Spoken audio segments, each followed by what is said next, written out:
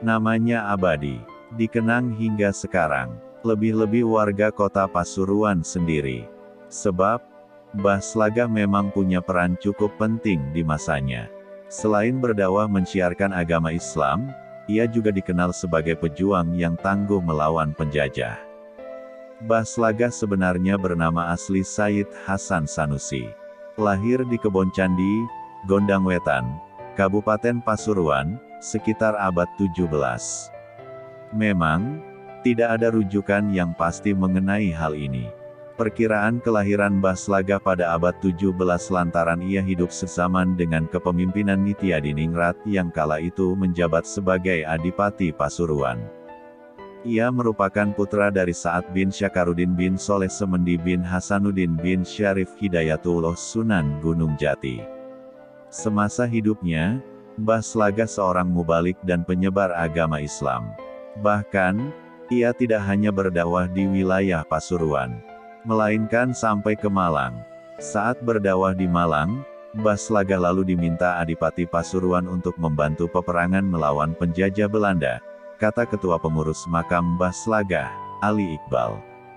Lantaran itu, Mbah Slagah lalu bermukim di sebuah wilayah yang saat ini dikenal dengan Kelurahan Kebonsari, Kecamatan Panggungrejo, Kota Pasuruan.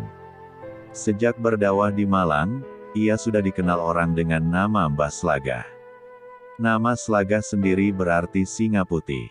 Entah memang ilmu kesaktiannya bernama macan putih atau bagaimana lantas disematkan menjadi panggilan Mbah Slagah, kata Ali. Konon, nama Slagah itu disematkan lantaran kesaktian Mbah Slagah yang bisa menampakkan diri seperti singa putih, siap menerkam lawannya. Setelah bermukim di Kebonsari, Mbah Slagah yang saat itu diminta Adipati Pasuruan Nityadiningrat atau Raden Surga Surgi, lebih banyak menghabiskan waktunya untuk berperang melawan penjajah. Saat itu, penjajah menggencarkan serangan dan memasuki wilayah Pasuruan dari jalur laut. Mereka bertempur di kawasan pesisir Pasuruan. Kendati demikian, perjuangan Mbah Slagah melawan penjajah tak sia-sia. Meski adiknya, Mbah Khotib meninggal di tangan penjajah, jasadnya lantas dimakamkan di Mayangan, Kecamatan Panggungrejo. Mbah Slagah pula yang kemudian berperan dalam pembangunan Masjid Agung Al-Anwar bersama Adipati Pasuruan.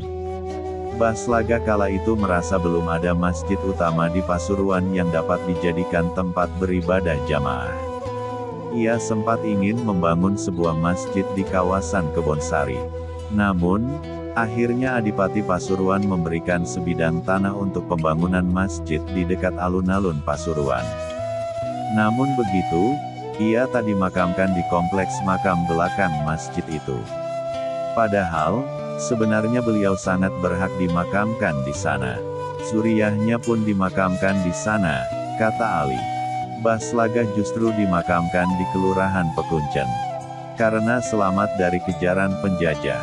Bukan tanpa alasan mengapa Mbah Slagah kemudian dimakamkan di kawasan yang sekarang dikenal dengan Kompleks Makam Mbah Slagah di Jalan Pahlawan, Kelurahan Pekuncen. Sebab, itu sudah jadi pesan Mbah Slagah kepada keluarganya. Semua bermula ketika Mbah Slagah bertempur dengan penjajah. Syahdan, Mbah Slagah dalam keadaan dikejar-kejar penjajah. Dan di tengah pelariannya itu ia masuk ke permukiman, hingga kemudian bersembunyi di rumah warga. Pemilik rumah itu namanya Raden Ayuberi. Lalu, Mbah Slagah diminta bersembunyi di balik kain saat Raden Ayuberi nyanting. Dan saat itu, Mbah Slagah tidak diketahui oleh penjajah. Saat bersembunyi beliau tidak terlihat oleh penjajah, kata Ali. Atas pertolongan Raden Ayuberi pula, Mbah Slagah lolos dari kejaran penjajah. Merasa sudah berjasa, Mbah Slagah ingin membalas budi kepada Raden Ayuberi. Kau sudah berjasa kepada saya. Apa yang kau pinta sekarang? Tanya Mbah Slagah. Dan Raden Ayuberi pun meminta satu hal. Berwasiatlah kepada keluargamu, bila kau meninggal mintalah dimakamkan di samping kuburku. Dan aku pun akan berwasiat serupa kepada keluargaku. Begitu permintaan Raden Ayuberi. Dan kesepakatan itu benar-benar terjadi. Raden Ayu Beri meninggal lebih dulu, kemudian Mbah Slagah dimakamkan di sampingnya, ungkap Ali. Hail Mbah Slagah yang bertepatan pada 8 Syawal diperingati saban tahun. Kecuali dalam 2 tahun terakhir selama pandemi COVID-19 merebak. Namun, pada tahun-tahun yang lalu, kegiatan Hail selalu dihadiri ribuan jamaah. Warga dari berbagai daerah bahkan ada yang berdatangan sejak malam hari sebelum Hail dimulai.